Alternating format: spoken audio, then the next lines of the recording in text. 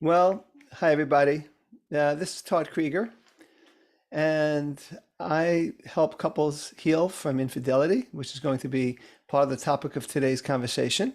I also help couples rekindle passion, and I help individuals deal with a whole sort of problems, including healing from trauma. And I use EMDR, which stands for eye movement desensitization and reprocessing, to help them heal. Today, the name of my talk, and I have my glasses on because, as you'll see why, I have to read a few things here. But the name that I'm doing is "The Way to Tell the Truth After Infidelity: A Continuation of the Story."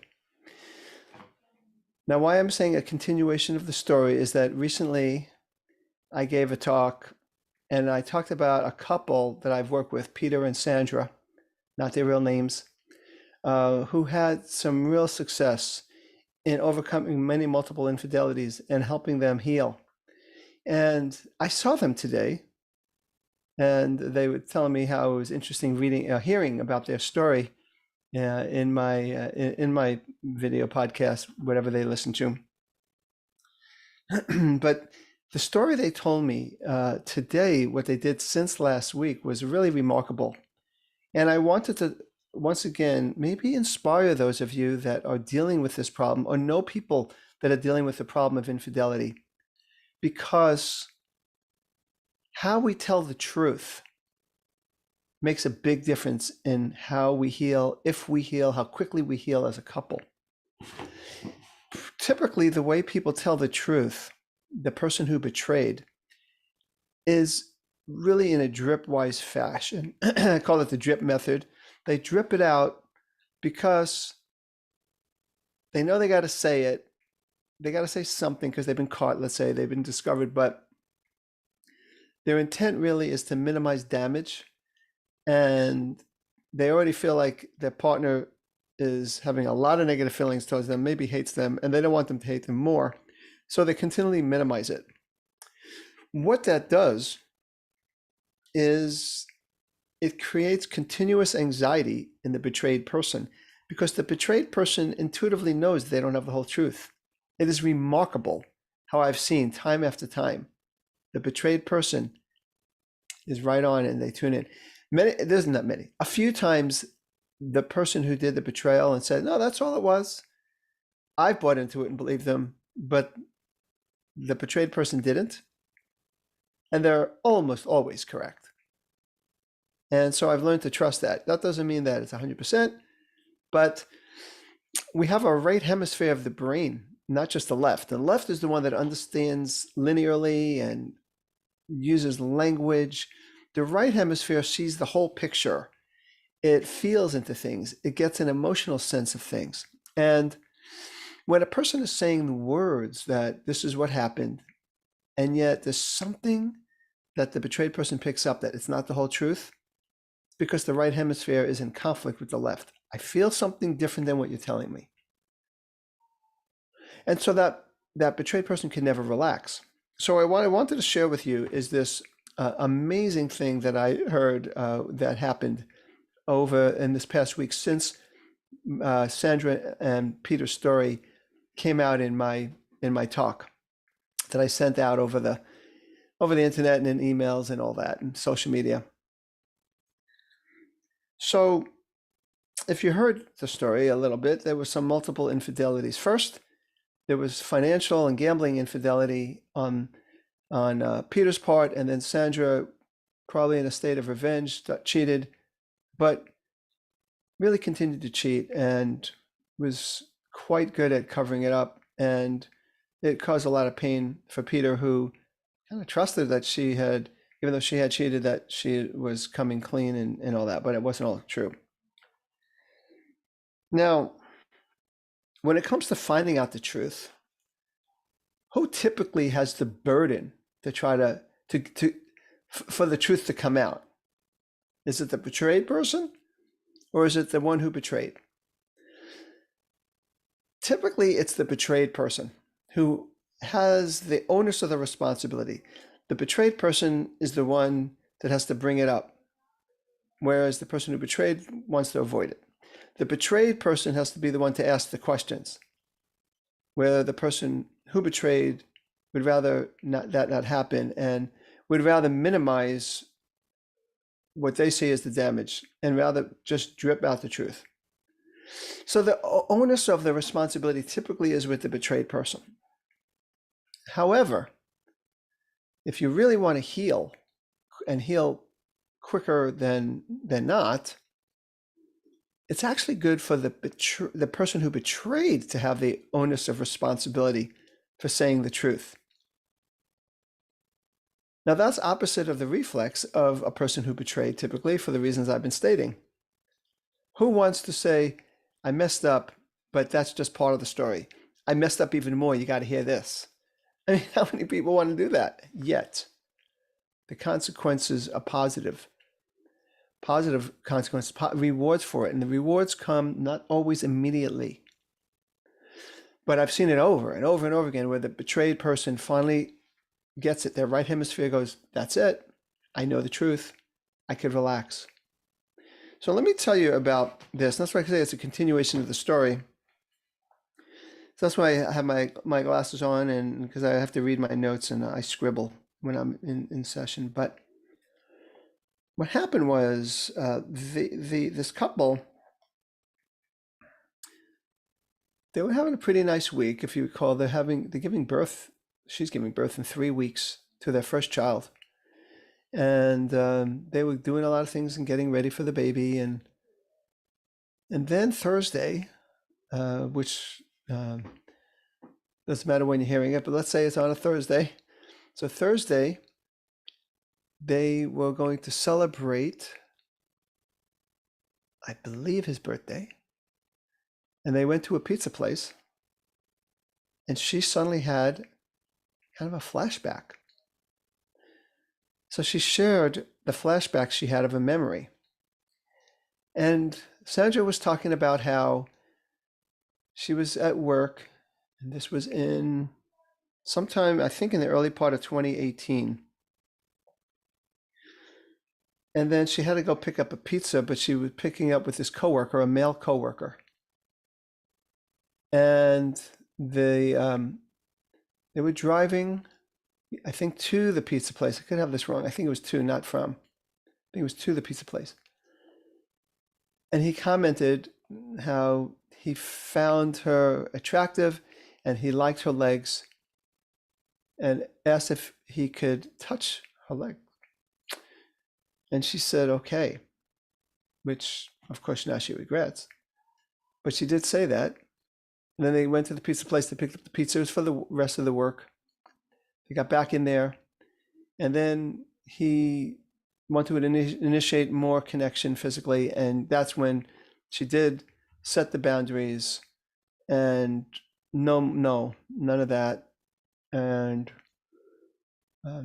he continued to want to do something with her more, and she kept her boundaries. So when she went to the pizza place, this story, which she had forgotten, came back to her. And she looked at her husband and said, we're doing well. There's a part of me that doesn't want to say this because we're doing well, but I'm committed to the truth. And I just remembered a piece of the truth. And she told her the whole story about and why the pizza place that they were going to a different pizza place entirely, but triggered that memory. So it was voluntarily offered. The truth was voluntarily offered.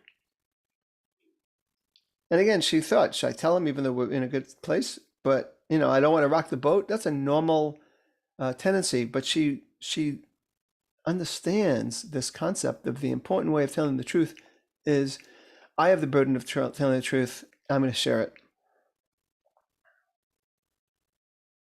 So he was angry. He was upset. He was obviously annoyed and angry, and his anxiety went up the roof. He started to feel like, wow, I thought you told me everything. And she said, I thought so too, but I didn't. And she had the thought, as she's sharing it, she says, I had the thought, why can't you tell me that you're grateful I told you the truth? But he wasn't. immediately grateful. He was hurt. It opened that wound up. So then, Thursday night when they got home, she decided that since she had forgotten that, she said that she's going to do a whole timeline of their entire relationship, every little possible transgression or secret at all over the years they've been together now. She spent 3 hours or 3.5 hours on Thursday and another 2.5 hours on Friday. And she created a timeline of any little possible thing. And a lot of them were really little, but still, they were little. Like, first of all, just to say that the story she told about the guy, she realized that that was a part of her that didn't set boundaries. And that's not an okay thing. And I'll get back to that. So she created this whole timeline. And then Friday night, and I believe part of Saturday, they both spent now hours going through the entire timeline. So she didn't miss a thing. There wasn't that much. I mean, because she had shared much of it, but there were some little things. There were no big things, but there were still little secrets, and that she shared, and they talked. And he talked also about how it felt for him. And I'm just looking here. So here's what was interesting about it as they process things, such as he said, you didn't, I didn't get very far, but you didn't set a boundary with even him that would honor our relationship. She says, no, I didn't.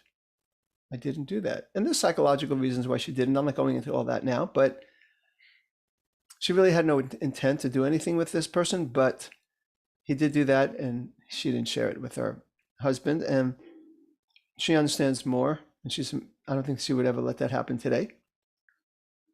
But this is what was interesting.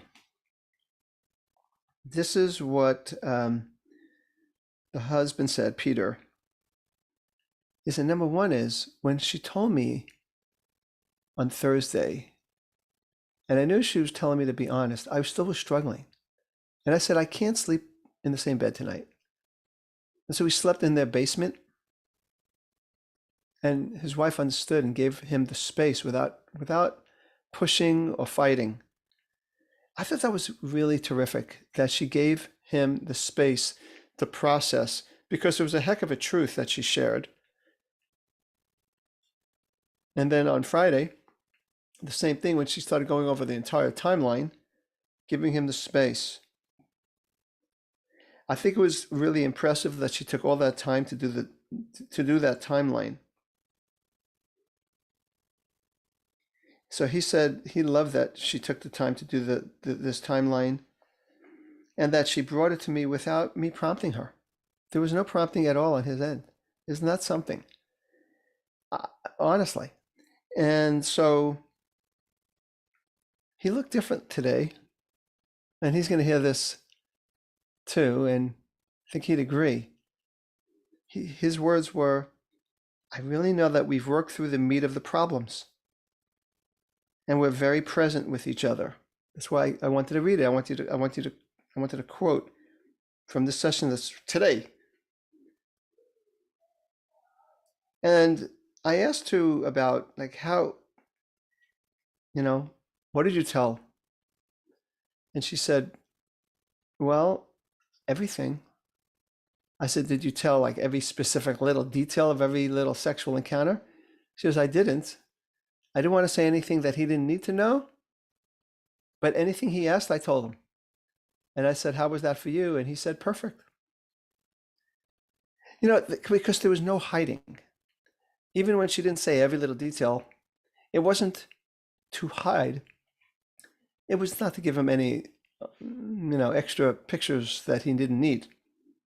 And this is again over the whole timeline. And they went over everything, the big stuff he knew, and a few things and she couldn't come up with much, like I said.